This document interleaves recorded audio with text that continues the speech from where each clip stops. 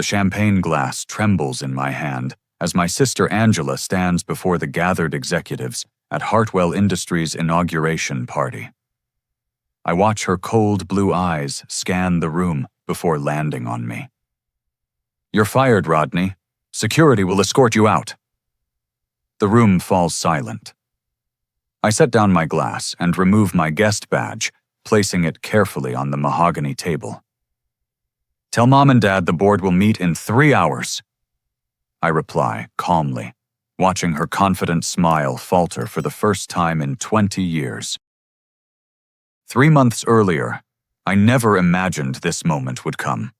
I was cleaning out Grandfather William's old desk in the basement storage room when I discovered the leather portfolio wedged behind a stuck drawer. Inside were documents that would change everything I thought I knew about Hartwell Industries and my place in it. The papers were yellowed with age, but the legal language was crystal clear.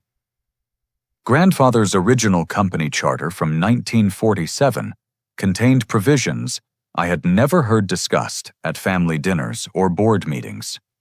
According to the founding documents, succession of leadership required approval from someone holding at least 20% ownership of company stock.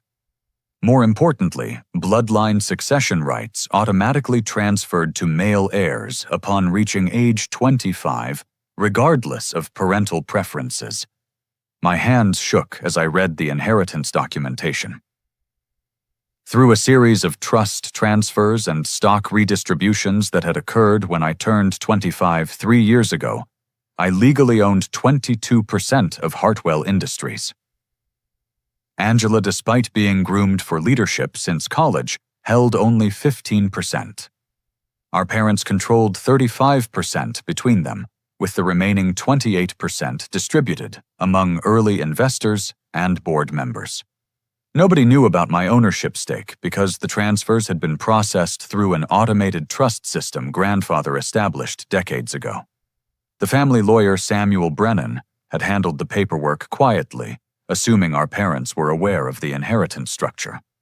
Meanwhile, Angela had been positioning herself for the CEO role our parents promised her, completely unaware that her appointment violated the company's foundational bylaws. I spent weeks researching every detail, consulting with Samuel in confidential meetings at his downtown Chicago office. The elderly attorney was shocked to learn that Harold and Eleanor had never informed their children about the charter requirements. He produced box after box of documentation, showing how the succession was supposed to work compared to how Angela's inauguration was actually being planned. "Your grandfather was very specific about maintaining family control." Samuel explained during one of our meetings, his weathered fingers tracing the original signatures on the charter. He wanted to ensure that no outside forces could manipulate the company leadership through emotional manipulation or favoritism. The legal structure was designed to protect the business first, family dynamics second. The more I learned, the more I understood why Angela had been keeping me isolated from strategic decisions over the past 5 years. She convinced our parents that my talents were better suited for operations management, while she handled the big picture responsibilities. Every time I suggested improvements or questioned certain expenditures, she would redirect the conversation or schedule private meetings with Mom and Dad that somehow never included me. I began reaching out quietly to key board members, starting with Margaret Foster, who had worked with Grandfather since the company's early expansion phase. Margaret was surprised to learn about the charter provisions, and even more concerned when I mentioned some financial irregularities I had noticed in the operational budgets. "Rodney, I had no idea you held such significant ownership," Margaret confided during our lunch meeting at the Palmer House. "The board has been operating under the assumption that Angela's appointment was legally straightforward. If what you're telling me is accurate, we need to review every decision made over the past 6 months." James Wellington, another longtime board member and family friend, expressed similar concerns when I approached him. "Your sister has been very controlling about information flow," he admitted. "We've asked for detailed financial reports several times, but she always provides summaries instead of the comprehensive documentation we requested.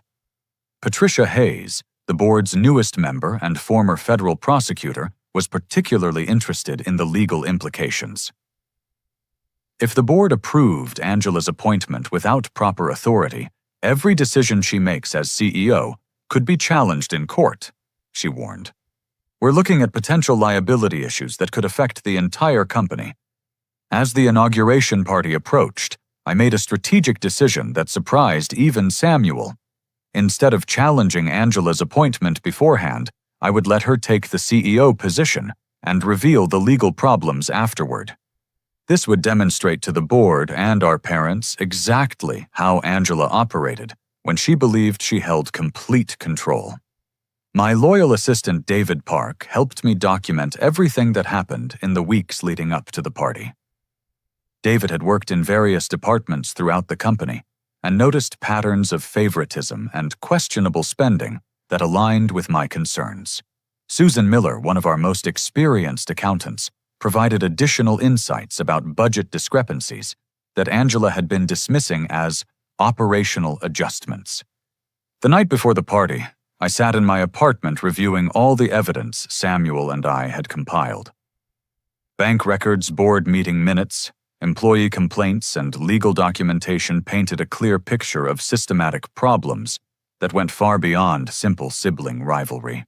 Angela had been making decisions that prioritized her personal image over company welfare, and our parents had been enabling her behavior without understanding the legal ramifications.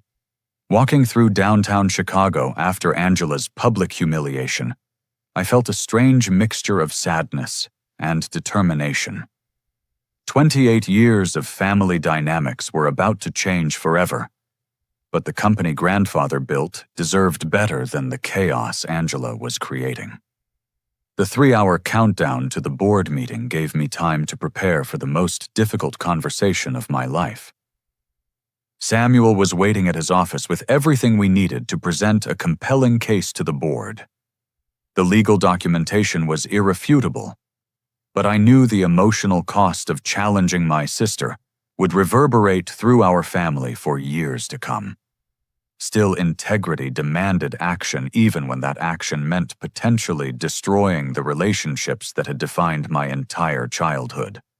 Samuel Brennan's law office felt like stepping back in time, with its dark wood paneling and leather-bound legal volumes lining every wall. He had been our family's attorney for over 30 years, and his expression was grave as he spread the financial documents across his conference table. "Rodney, what I'm about to show you goes beyond inheritance disputes," Samuel said, adjusting his reading glasses. "We have evidence of systematic financial misconduct that could constitute criminal fraud. The man who brought this evidence forward was Thomas Richardson Hartwell Industries finance director for the past 8 years. Thomas had requested this meeting through Samuel because he feared retaliation if he approached our family directly."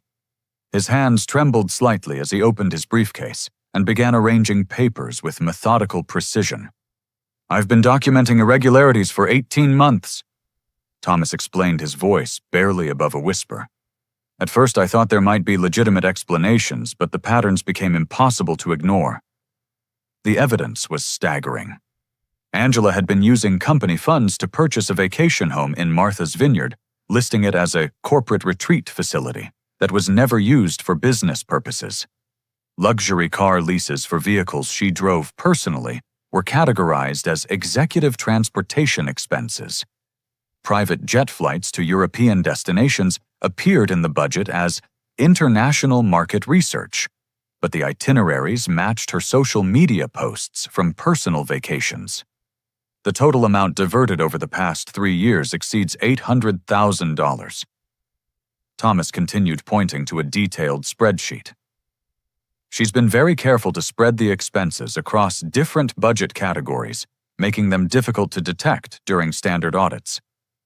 Samuel leaned back in his chair, his face reflecting decades of legal experience with corporate malfeasance. "Thomas came to me because he discovered Angela was planning to transfer these expenses to operational budgets under your oversight, Rodney. She was setting up a scenario where you would appear responsible for the missing funds. My stomach dropped as the full implications became clear. Angela hadn't just been stealing from the company. She was preparing to frame me for her crimes. The sister I had grown up with, who used to build blanket forts with me on rainy afternoons, was planning to destroy my reputation and potentially send me to prison to cover her tracks. "Why didn't you report this earlier?" I asked Thomas, trying to keep accusation out of my voice. "Your grandfather founded this company on principles of integrity and family values." Thomas replied, his eyes filling with moisture. I hoped Angela would recognize her mistakes and make restitution voluntarily. When I tried to discuss the discrepancies with her, she threatened to have me fired for insubordination. That's when I knew the situation required outside intervention. Samuel began making phone calls to arrange the emergency board meeting while I struggled to process the magnitude of Angela's deception. Each conversation revealed how thoroughly she had manipulated information flow to board members, our parents, and key employees. Margaret Foster confirmed that she had never received the detailed financial reports she requested. James Wellington mentioned that Angela always deflected questions about specific expenditures with vague explanations about competitive positioning. She fired 3 employees over the past year who questioned unusual expenses. Thomas added producing termination documentation. Jenny Martinez from Accounts Payable, Robert Chen from Purchasing, and Lisa Thompson from Legal Compliance. All 3 tried to follow proper procedures for expense verification, and Angela eliminated them for doing their jobs correctly. The pattern of behavior extended beyond financial misconduct into systematic suppression of accountability measures. Angela had convinced our parents that employee turnover was normal in a competitive business environment, while secretly removing anyone who might expose her illegal activities. Samuel finished his calls and returned to the conference table. "The emergency board meeting is scheduled for 7 o'clock at the Chicago Athletic Association. All 6 voting members will attend along with your parents. I've prepared a presentation that documents the legal violations and financial evidence without revealing our sources until Thomas chooses to come forward publicly." "What happens to Angela when this becomes public?" I asked, realizing that my question would determine whether our family could ever recover from this crisis. "That depends on several factors," Samuel replied carefully. "If she cooperates fully and makes restitution, we might be able to resolve this through civil procedures. If she continues denying responsibility or attempts to shift blame, criminal prosecution becomes likely. The choice will ultimately be hers." Thomas gathered his documents with obvious reluctance. "I never wanted to destroy your family, Rodney, but I couldn't stand by and watch the company your grandfather built get destroyed by someone who views it as her personal bank account." As we prepared to leave Samuel's office, I realized that the next few hours would determine not only Angela's future, but the survival of Hartwell Industries as an ethical business entity. The evidence against her was overwhelming, but presenting it would force our entire family to confront truths that would change our relationships forever. Walking toward the Chicago Athletic Association, I thought about Grandfather William and the values he had tried to instill in both Angela and me during childhood visits to his office. He used to say that character was revealed not by success, but by how someone handled the temptation that success created. Angela had failed that test spectacularly, but now I faced my own character examination. How I handled this crisis would define not only my future as a leader, but my identity as a brother and son. The weight of responsibility felt heavier with each step toward the meeting that would expose my sister's crimes and potentially send her to prison. Justice demanded action, but love complicated every decision. The next 3 hours would test everything I believed about family loyalty and the price of doing what was right. The private conference room at the Chicago Athletic Association carried the scent of old leather and polished mahogany. 6 board members sat around the oval table, their faces reflecting confusion about the emergency meeting's purpose. Margaret Foster checked her watch repeatedly while James Wellington reviewed the agenda Samuel had provided. Patricia Hayes took notes with the methodical precision of her prosecutorial background. I stood at the head of the table, my presentation materials organized, but my heart racing as I prepared to destroy my sister's reputation and possibly her freedom. Samuel sat beside me, ready to provide legal context for the evidence we were about to present. Thank you all for gathering on such short notice. I began, my voice steadier than I felt. What I'm about to share will be difficult, but it's necessary to protect Hartwell Industries and honor the ethical standards our grandfather established. I had just begun explaining the inheritance documentation when the conference room doors burst open. Angela strode in with 2 security guards, her face flushed and her carefully styled hair slightly disheveled. Behind her walked our parents, Harold and Eleanor, both looking confused and concerned. This meeting is unauthorized and illegal. Angela announced, her voice carrying the commanding tone she used when intimidating employees. Rodney has been showing signs of mental instability for months, and I have evidence that he's been embezzling funds to finance this obsession with challenging legitimate corporate decisions. My stomach lurched as Angela produced a manila folder thick with documents. She spread papers across the table with theatrical precision, pointing to bank records and financial statements that appeared to show unauthorized transfers from company accounts to personal investments under my name. These documents prove that Rodney created fake consulting contracts to funnel money into offshore accounts. Angela continued, her performance becoming more convincing with each accusation. The board needs to understand that we're dealing with someone who has become dangerously delusional about his role in this company. Margaret Foster picked up one of the documents, her experienced eyes scanning the details. These appear to show significant irregularities, Angela. When did you discover this? I've been investigating suspicions for several weeks, Angela replied, producing additional papers with forged email correspondence. Rodney has been using his operational access to manipulate financial records and create fraudulent documentation. This emergency meeting is probably his attempt to shift blame before his crimes are discovered. The board members exchanged worried glances as Angela continued building her case against me. The fabricated evidence was sophisticated with backdated emails and financial transactions that would require forensic accounting to disprove. Several documents bore signatures that looked remarkably similar to my handwriting. I think we need to contact law enforcement, James Wellington said, slowly studying the forged bank statements. If these allegations are accurate, we're looking at serious federal crimes. My mouth went dry as I realized how thoroughly Angela had prepared for this confrontation. She had anticipated my challenge to her authority and created an elaborate frame-up designed to make me appear guilty of exactly the crimes she had committed. The board was beginning to believe her performance, and my credibility was evaporating with each document she presented. Samuel started to speak, but Angela cut him off with a dismissive gesture. Samuel has been compromised by Rodney's manipulation, she claimed. This entire presentation is based on fabricated legal theories and misrepresented inheritance documents. I suggest we end this meeting immediately and contact federal investigators to handle what appears to be an attempted corporate coup. That's when Thomas Richardson stood up from his chair in the corner of the room. I hadn't noticed him arrive, but his presence changed everything about the confrontation's dynamics. Actually, Angela, I think the board needs to see some additional evidence before making any decisions, Thomas said quietly, producing a tablet computer from his briefcase. Angela's confident expression wavered for the first time since she had entered the room.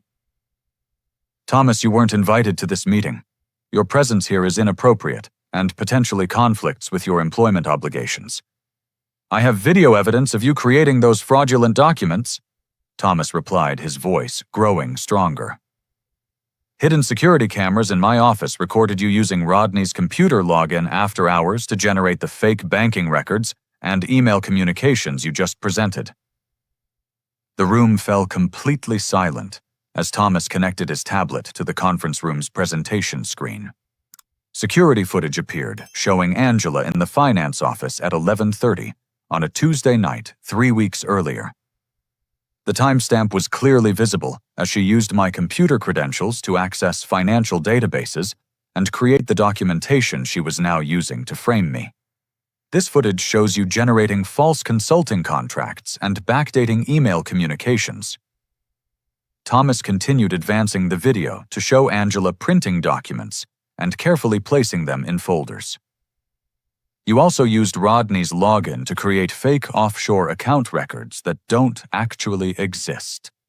Angela's face went pale as the evidence of her deception played out in front of the board members and our parents.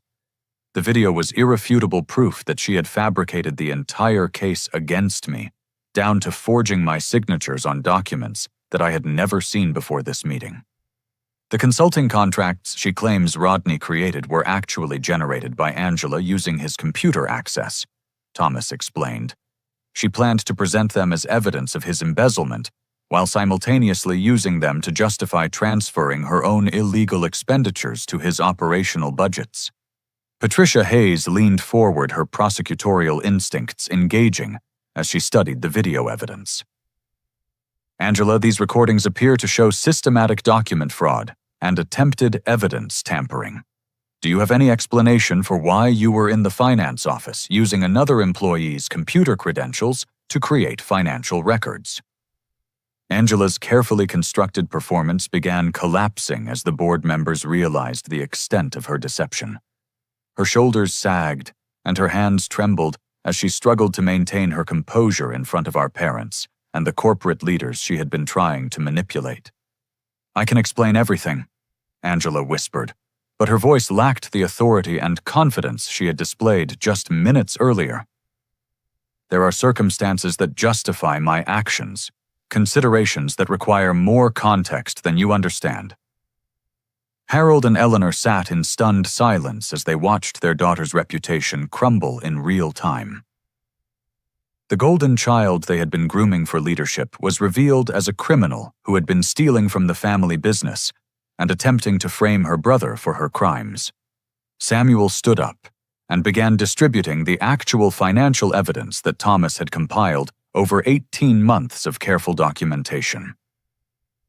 "What you're seeing is systematic embezzlement totaling over $800,000, combined with document fraud and attempted evidence tampering. This goes far beyond sibling rivalry or corporate politics. The board voted unanimously to suspend Angela pending a full investigation, while our parents struggled to process the reality that their daughter had been lying to them for years. The inauguration party that morning felt like it had happened in a different lifetime before our family's foundation cracked open to reveal the corruption that had been growing beneath the surface. The conference room emptied slowly as board members filed out in uncomfortable silence, leaving only our family and Samuel behind. Angela sat slumped in her chair, her elaborate facade completely stripped away. Harold and Eleanor remained frozen in their seats, staring at the evidence spread across the table like casualties of an emotional earthquake. "How long have you known?" Angela asked our parents, her voice hollow and defeated. Harold cleared his throat, his weathered hands folding and unfolding as he struggled to find words. "We knew you were struggling with certain aspects of leadership," he admitted slowly. "Your mother and I suspected that pressure was affecting your judgment, but we hoped guidance and experience would help you mature into the role."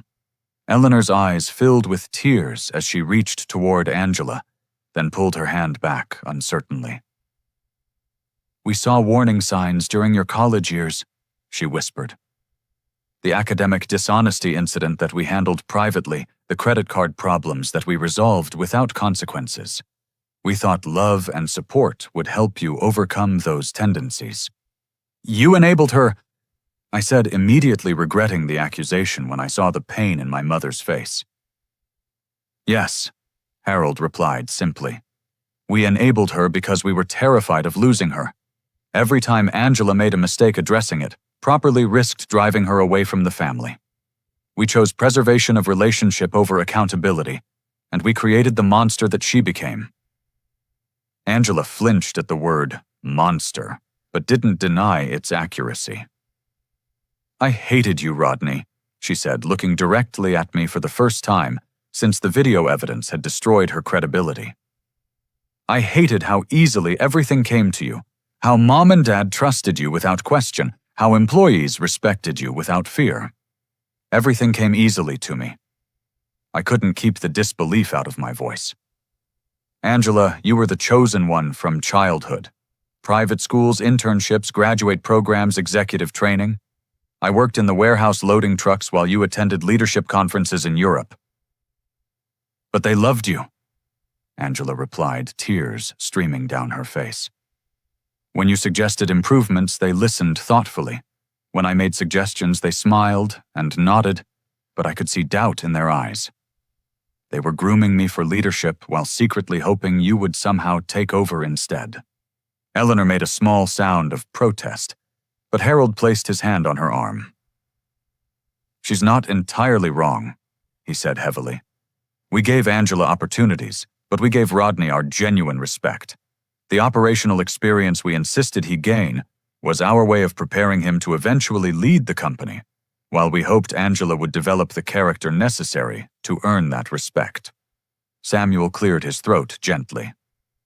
This conversation is important for your family healing, but we need to address the legal implications of Angela's actions. The evidence Thomas provided establishes multiple felonies that typically result in federal prosecution. However, given the family's circumstances and her cooperation, we might be able to negotiate alternative consequences. Angela looked up sharply. What kind of alternative consequences? Complete financial restitution, supervised psychological evaluation and treatment, and gradual supervised reintegration into the company if psychological assessment indicates genuine rehabilitation. Samuel explained. The board would need to approve any arrangement, and you would remain under strict oversight for a minimum of 2 years. And if I refuse those terms, Angela asked. Federal prosecution becomes inevitable, Samuel replied matter-of-factly.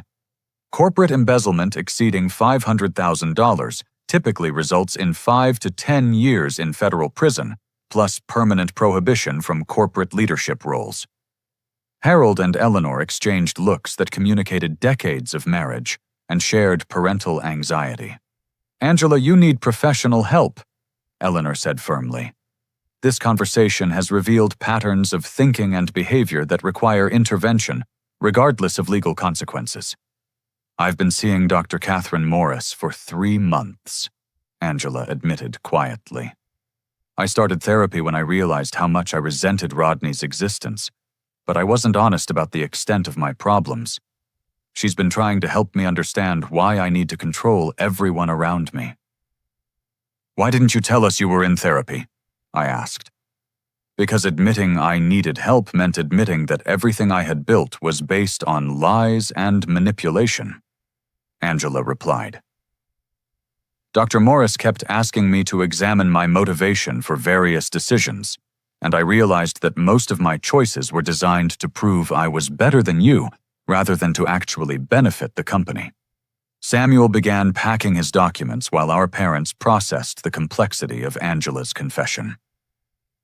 I recommend family therapy in addition to individual treatment for Angela, he suggested. The dynamics that created this situation affect all 4 of you, and sustainable resolution requires everyone to understand their role in the dysfunction. What happens to the company while we work through this mess? I asked, realizing that Hartwell Industries needed stable leadership regardless of our family drama. You assume the CEO role immediately, Harold said. The board has already voted on succession, and your ownership stake provides legal authority. Angela can potentially return to a supervised position after demonstrating genuine rehabilitation, but the company can't wait for our family to heal. Angela nodded slowly. I need to make a public statement accepting responsibility and apologizing to employees whose lives I disrupted, she said. Jenny Martinez, Robert Chen, and Lisa Thompson deserve to know why they were fired and to receive compensation for the damages my actions caused to their careers. That's a good start, Eleanor said, reaching across the table to squeeze Angela's hand. Accountability without defensiveness shows more maturity than you've demonstrated in years. As we prepared to leave the conference room, I felt a strange mixture of relief and sadness. Justice was being served, but the cost included shattering my childhood image of my sister as someone I could trust and admire. The next few months would test whether our family relationships could survive the truth about who we really were beneath the surface we had maintained for decades. Angela stood up slowly, her posture reflecting exhaustion and defeat. "Rodney, I don't expect forgiveness," she said. "But I want you to know that underneath all the jealousy and manipulation, I was genuinely proud of the man you became, despite my attempts to undermine you. You deserved better from a sister. You deserved better from parents who confused enabling with love," I replied, looking at Harold and Eleanor. "We all made mistakes that contributed to this situation. The question now is whether we can learn from them and build something healthier going forward." Samuel gathered his briefcase and coat, preparing to leave our family to continue processing the emotional aftermath of the day's revelations. "I'll contact Dr. Morris about family therapy scheduling," he said. "Healing will take time, but the foundation for recovery exists if everyone commits to honesty and accountability." Walking out of the Chicago Athletic Association, I realized that becoming CEO was the least challenging aspect of the journey ahead. Rebuilding trust with Angela, helping our parents process their guilt and regret, and creating a company culture based on integrity rather than manipulation would require years of consistent effort and emotional courage. 3 weeks later, Hartwell Industries felt like a completely different workplace. I had moved into the CEO office, but the transition was more complex than simply changing nameplate and administrative access. Every decision required careful consideration of how it would affect employees who had lived through years of Angela's erratic leadership and favoritism. Angela was attending intensive therapy sessions with Dr. Catherine Morris 3 times per week, while also meeting with federal investigators to provide complete documentation of her financial misconduct. She had moved back into our parents' house temporarily, both for financial reasons and because isolation was making her depression worse. I was reviewing operational reports when my assistant David Park knocked on the office door with an urgent expression. "Rodney, we have a serious problem," he said, closing the door behind him. "Thomas Richardson just received a concerning phone call that might threaten the entire company." Thomas entered my office carrying a folder thick with printed emails and financial documents. His face was pale, and his hands trembled slightly as he sat down across from my desk. "I've been contacted by Bradley Stone from Meridian Corp," Thomas explained. "He claims to have insider information about our recent leadership transition and financial irregularities. He's suggesting that Meridian might be interested in acquiring Hartwell Industries at a significant discount due to our corporate instability." My stomach dropped as I realized the implications. How would Meridian have insider information about our situation? "That's what I was afraid you'd ask," Thomas replied, opening his folder to reveal printed emails and text message exchanges. These communications are between Angela and Bradley Stone, dating back 8 months. It appears they were involved in a personal relationship during the period when she was embezzling funds. The evidence was damning. Angela had been sharing confidential financial information, strategic planning documents, and internal personnel matters with someone who worked for a competitor specifically focused on hostile corporate acquisitions. Her personal relationship had compromised virtually every aspect of Hartwell Industries' business security. "How much does Meridian know about our operations?" I asked, scanning through the email exchanges that revealed extensive discussion of our client relationships, profit margins, and expansion plans. "Everything," Thomas said grimly. Angela provided Bradley with access to financial reports, strategic planning documents, employee performance reviews, and competitive analysis data. He has enough information to target our most vulnerable areas and potentially steal our major clients. David pulled up Meridian Corp's recent acquisition history on his laptop. They specialize in acquiring family businesses experiencing leadership transitions, he reported. Their typical strategy involves exploiting internal conflicts and financial instability to force below-market sales to distressed owners. I reached for my phone to call Angela, then realized that involving her in strategy discussions might make the situation worse. Instead, I asked Thomas to contact Samuel Brennan for legal advice about how to handle corporate espionage and potential takeover threats. There's more, Thomas continued reluctantly. Bradley has been pressuring Angela to provide additional information about our current financial status and board member relationships. She's been avoiding his contacts since starting therapy, but he's becoming increasingly aggressive about maintaining communication. The phone in my office rang as we were discussing response options. David answered, and his expression became even more concerned. "It's Angela," he said. "She says it's urgent and related to Meridian Corp." I took the call hesitantly, unsure whether Angela was contacting me to help or to create additional problems. Her voice sounded shaky and frightened when she began speaking. "Rodney Bradley has been calling and texting constantly since the board meeting," Angela said rapidly. "He knows about the embezzlement investigation and my suspension. He's threatening to make our situation public unless I provide him with current financial data and board meeting minutes." "Well, what exactly is he threatening?" I asked, putting the call on speaker so Thomas and David could hear the conversation.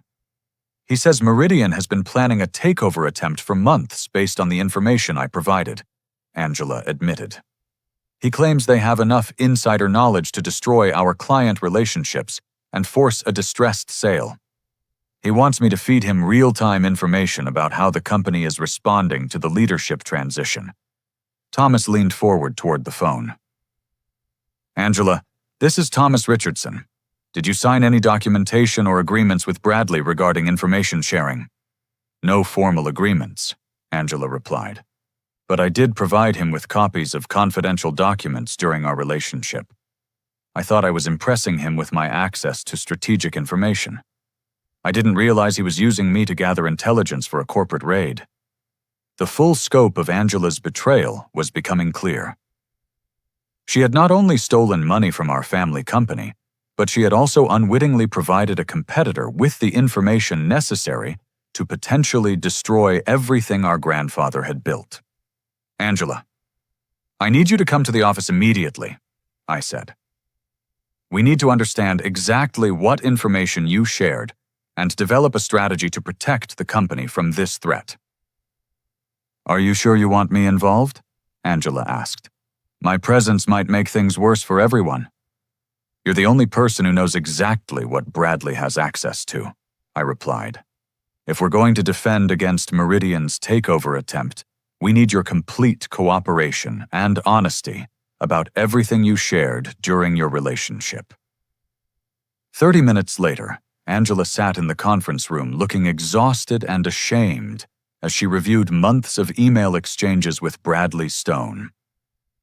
The extent of information sharing was staggering, but her insider knowledge of his tactics and Meridian's strategies provided our best opportunity to mount an effective defense. "Bradley's approach is always the same," Angela explained, pointing to patterns in their communications. "He identifies vulnerable family businesses, cultivates personal relationships with insider sources, then uses the intelligence to structure acquisition offers that exploit specific weaknesses." "What weaknesses do they think they can exploit at Hartwell?" Thomas asked. "They believe the leadership transition will create operational chaos," Angela replied. "Bradley expects major clients to become nervous about stability and start looking for alternative suppliers. Meridian's plan is to approach our biggest accounts with competing offers while simultaneously pressuring our board to accept a buyout." David was taking notes rapidly. "Who are their primary targets among our client base?" Angela produced a handwritten list from her purse. "These 12 accounts represent 60% of our annual revenue," she said. "Bradley has detailed information about contract renewal dates, pricing structures, and relationship management strategies for each client. He knows exactly when and how to approach them with competitive proposals." The situation was worse than I had initially realized, but Angela's willingness to cooperate completely gave us advantages that Meridian probably didn't expect. She understood their tactical approach and could help us develop countermeasures to protect our most important business relationships. "What's Bradley's timeline for the takeover attempt?" I asked. "He wants to move quickly while the company appears unstable," Angela said.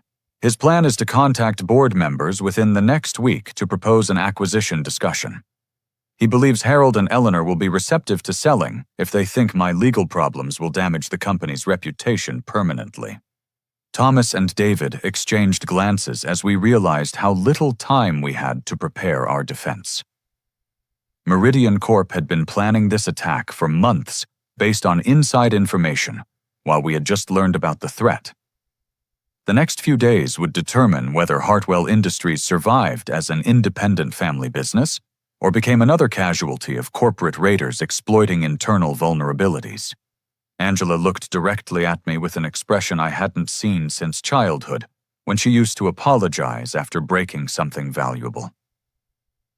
"Rodney, I know I don't deserve your trust, but I want to help you stop Bradley from destroying what our family built.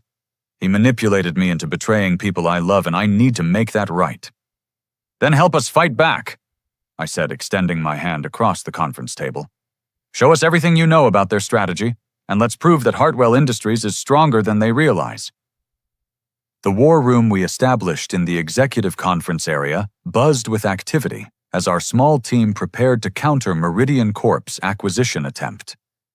Angela had provided detailed intelligence about Bradley Stone's tactics, while Thomas coordinated with our legal team and external consultants to develop defensive strategies. Over the next 5 days, we worked 18-hour shifts documenting our operational stability, strengthening client relationships, and preparing presentation materials that demonstrated Hartwell Industries' resilience despite recent leadership changes. Angela's insights into Meridian's approach proved invaluable, but her participation created emotional complications that required careful management.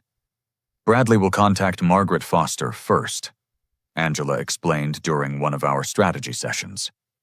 "He knows she has significant influence with other board members, and he'll position the acquisition as a solution to potential legal liability from my embezzlement charges." I coordinated a preemptive meeting with Margaret to explain the situation before Bradley could manipulate her concerns. Margaret's response surprised me with its intensity and determination.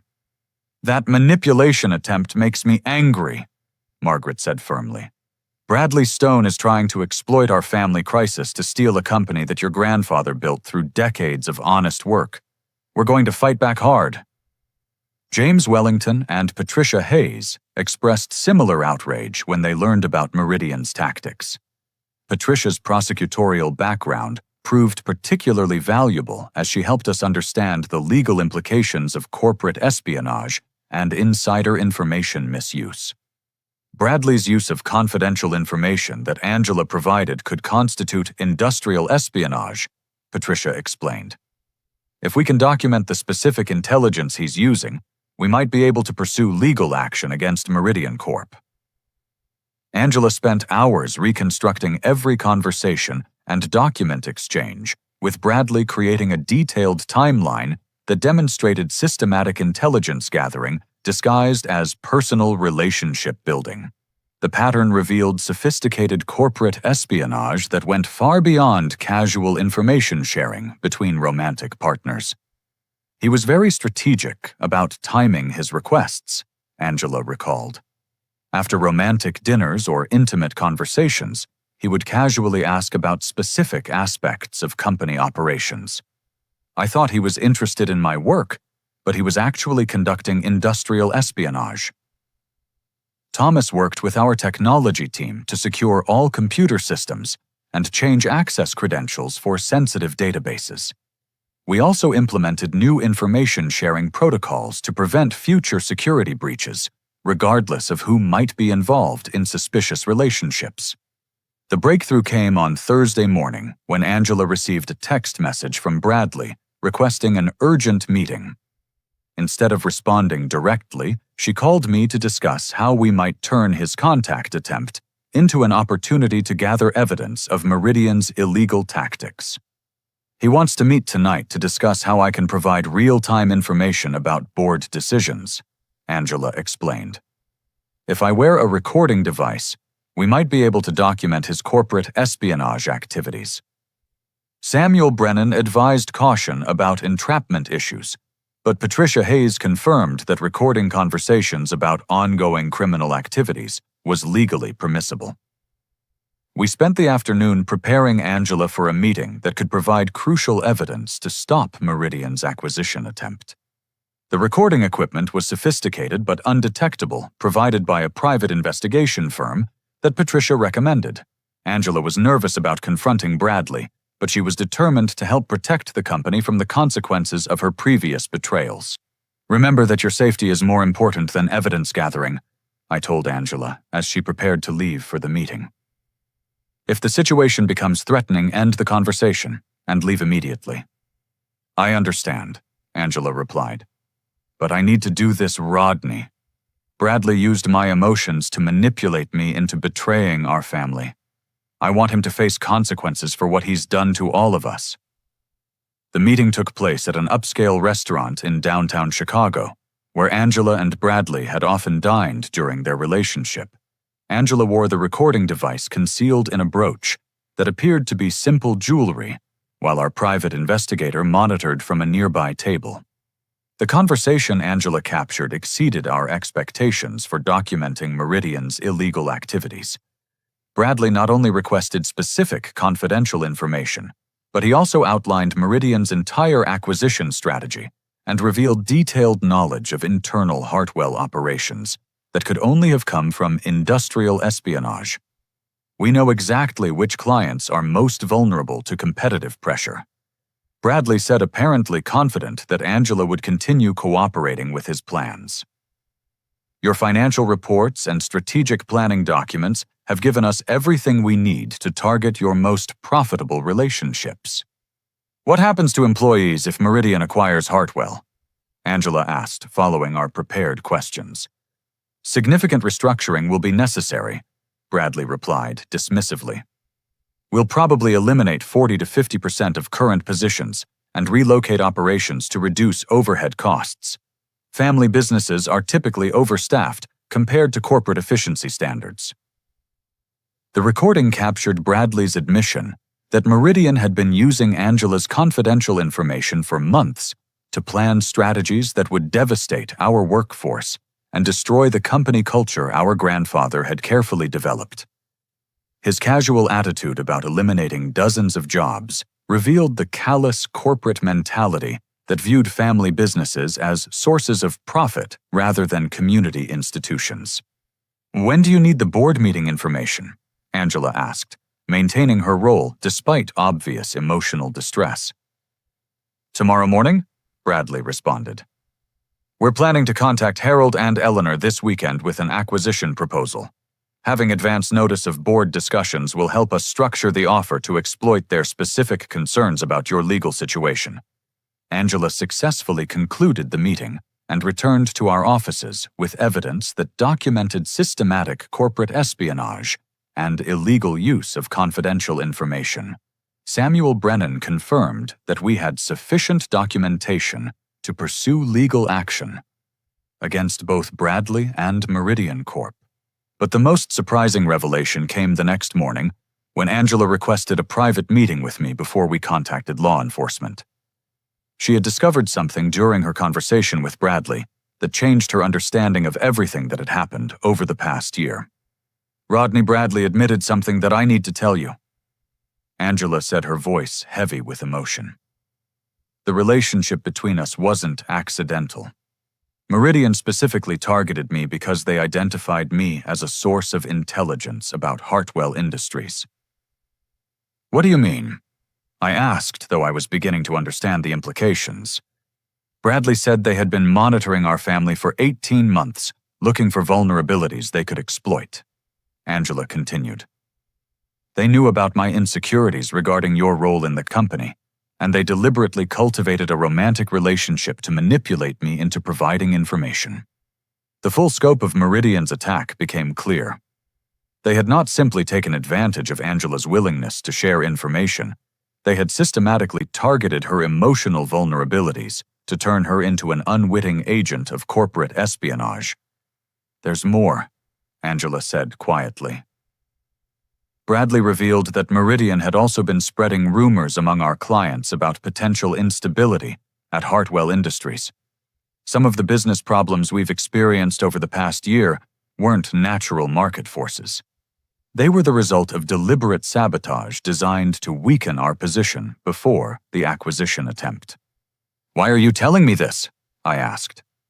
Because I realize now that some of my worst impulses and decisions were being encouraged by someone who was manipulating me to destroy our family, Angela replied. I'm responsible for my choices, but Bradley was deliberately pushing me toward increasingly destructive behavior to serve Meridian's acquisition strategy. That doesn't excuse the embezzlement or the attempt to frame me, I pointed out. No, it doesn't, Angela agreed. But it explains why my behavior became so much worse over the past year. Bradley was systematically undermining my relationship with you, with our parents, and with the company. He wanted me to become isolated and desperate enough to provide whatever information he requested. The manipulation had been sophisticated and cruel, targeting Angela's deepest insecurities to turn her into a weapon against her own family. While she remained responsible for her criminal choices, understanding Bradley's role provided context for how a flawed but fundamentally decent person could deteriorate into someone capable of embezzlement and fraud. What do you want to do with this information? I asked. I want to destroy Bradley Stone and Meridian Corp. Angela replied with more determination than she had shown in months. They used my emotions to attack our family, and they planned to eliminate dozens of jobs without caring about the lives they would destroy. We need to stop them and make sure they face consequences for what they've done. Together, we prepared to launch a counterattack that would not only protect Hartwell Industries from acquisition, but also expose Meridian's illegal tactics to law enforcement and potential clients. The next phase of our battle would test whether our family could work together effectively despite the damage that had been done to our relationships.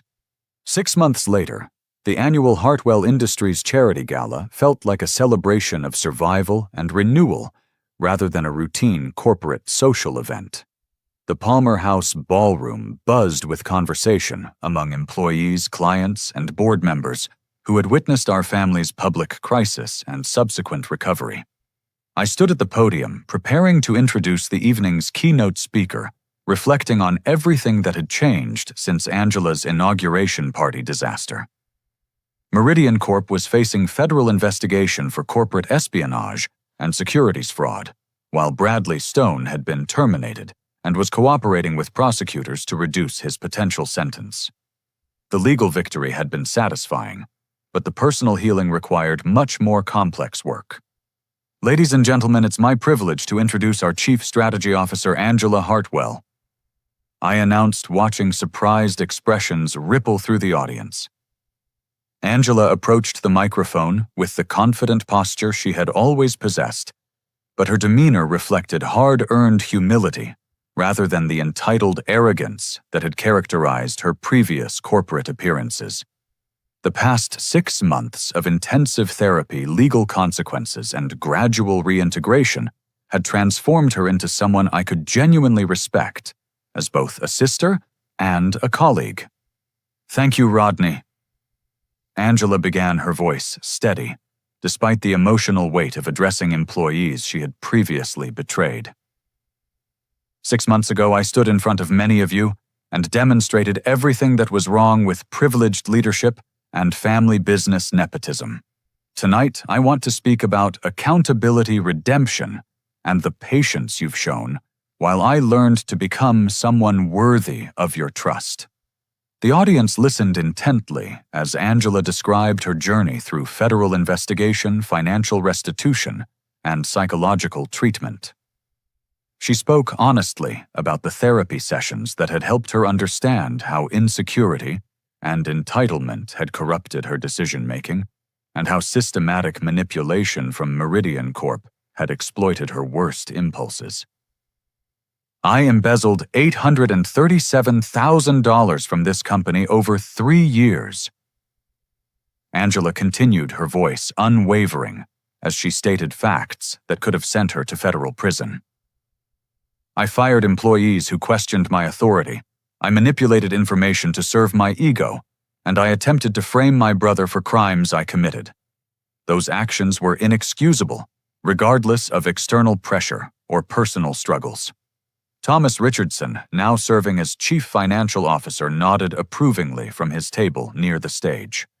His courage in exposing Angela's crimes had saved the company, and his ongoing work implementing financial oversight systems ensured that similar problems could never develop undetected.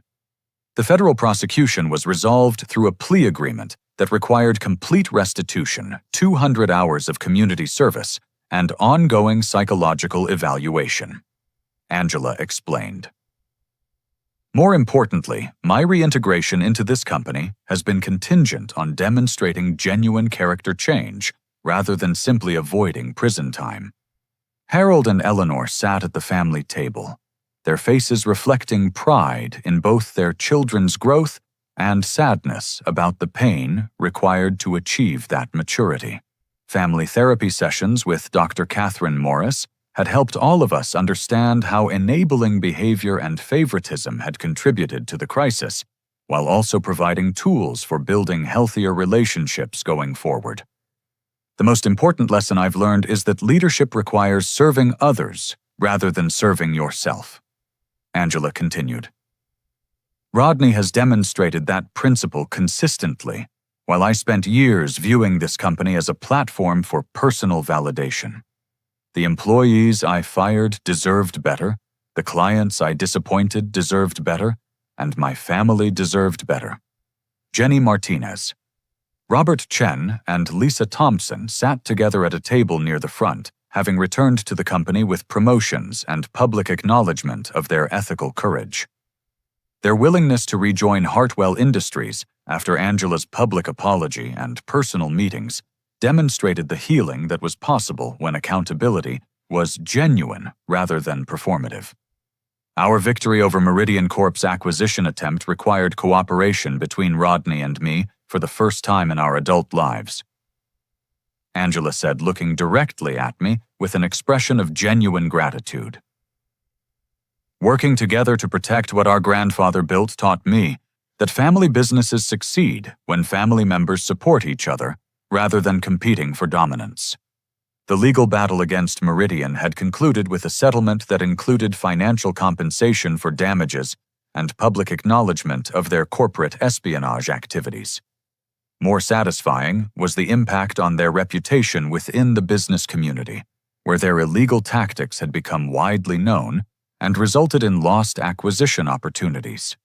Susan Miller, our senior accountant who had provided crucial support during the crisis, received recognition for her role in implementing new financial transparency measures. David Park was promoted to Executive Vice President, reflecting his loyalty and competence during our most difficult period.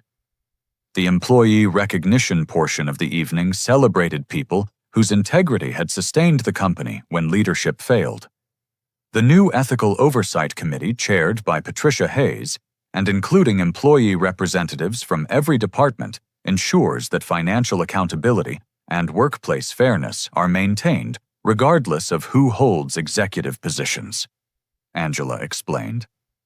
"These systems exist specifically to prevent future repetition of my failures." Margaret Foster and James Wellington had been instrumental in restructuring board governance to include independent oversight and mandatory financial auditing. Their experience during the crisis had reinforced their commitment to protecting Hartwell Industries from both external threats and internal corruption. As Angela concluded her remarks and returned to our table, I felt a complex mixture of emotions that included pride, relief, and cautious optimism about our relationship's future. The sister who had tried to destroy my career and reputation had become someone I could trust with significant corporate responsibilities, but that transformation required constant vigilance and ongoing commitment to accountability. Our final announcement tonight involves the establishment of the William Hartwell Foundation for Business Ethics Education, I said, returning to the podium for closing remarks. This foundation will provide scholarships and training programs to help family businesses develop ethical leadership practices and avoid the mistakes that nearly destroyed our company. The foundation represented our commitment to transforming personal crisis into community benefit, using resources generated by Hartwell Industries recovery to help other families navigate succession challenges without compromising their values or relationships. Family businesses represent the heart of American economic opportunity. I continued. When they succeed ethically, they create jobs, support communities, and preserve values across generations. When they fail due to internal corruption or external manipulation, entire communities suffer the consequences. Our foundation will help families learn from our mistakes rather than repeat them. Angela joined me on stage as we unveiled plans for the foundation's initial programs, including partnerships with business schools and family business organizations throughout the Midwest. Our collaboration on the foundation had become a model for how we could work together effectively while maintaining appropriate oversight and accountability. As the evening concluded with dancing and informal conversation, I reflected on the journey from Angela's betrayal at the inauguration party to our current partnership in leading Hartwell Industries toward a sustainable future. The company was stronger than it had been before the crisis, with better financial controls, more ethical leadership practices, and a workforce that understood their role in maintaining integrity. Harold approached me as I was saying goodbye to departing guests. "Your grandfather would be proud of how you handled this crisis," he said, his voice heavy with emotion. "You saved the company while also saving your sister. That required wisdom beyond your years. We all saved each other," I replied, watching Angela help elderly board member Margaret Foster with her coat. The crisis revealed problems that needed to be addressed, but the recovery required everyone to choose accountability over self-protection. Eleanor hugged me tightly as our family prepared to leave together. "I'm sorry it took a crisis for us to learn how to be honest with each other," she said. "But I'm grateful that we learned before it was too late to rebuild our relationships." Driving home through downtown Chicago, I thought about the question that had haunted me throughout the legal battles and family therapy sessions, whether justice and mercy could coexist when someone you loved had committed serious crimes against people you cared about. The answer required rejecting false choices between punishment and forgiveness, instead creating space for accountability that included opportunities for redemption. Angela had faced federal prosecution, made complete financial restitution, and accepted ongoing oversight of her corporate responsibilities.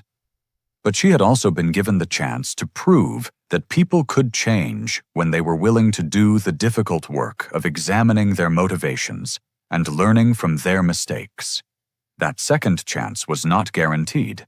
It had to be earned through consistent ethical behavior and genuine service to others, rather than self-interest. The company our grandfather founded continued operating according to principles he would recognize and respect, staffed by employees who understood that ethical leadership was their responsibility, regardless of their position in the organizational hierarchy. The family relationships that had been damaged by years of manipulation and favoritism were slowly healing through honest communication and mutual accountability.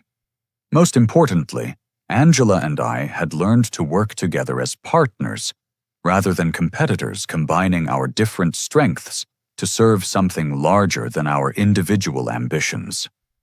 The brother and sister, who had nearly destroyed each other, had become allies committed to preserving what previous generations built while improving it for future generations. The lessons learned through our crisis would continue shaping Hartwell Industries for years to come, but the foundation was solid family businesses. Thrive when they prioritize integrity over profit, accountability over loyalty, and service over self-interest. These principles had guided our grandfather's original vision, and they would guide our stewardship of his legacy. As I reflected on this journey from betrayal to redemption, I want to ask you something. Have you ever had to choose between family loyalty and doing what's right when someone you loved was making destructive choices? How do you balance accountability with compassion when the stakes are high? Share your thoughts in the comments below. And if this story resonated with you, please hit the like button and subscribe for more stories about real family challenges and triumphs. Don't forget to share this with anyone who might benefit from understanding that redemption is possible when people are willing to face the truth about their mistakes and work consistently to become better.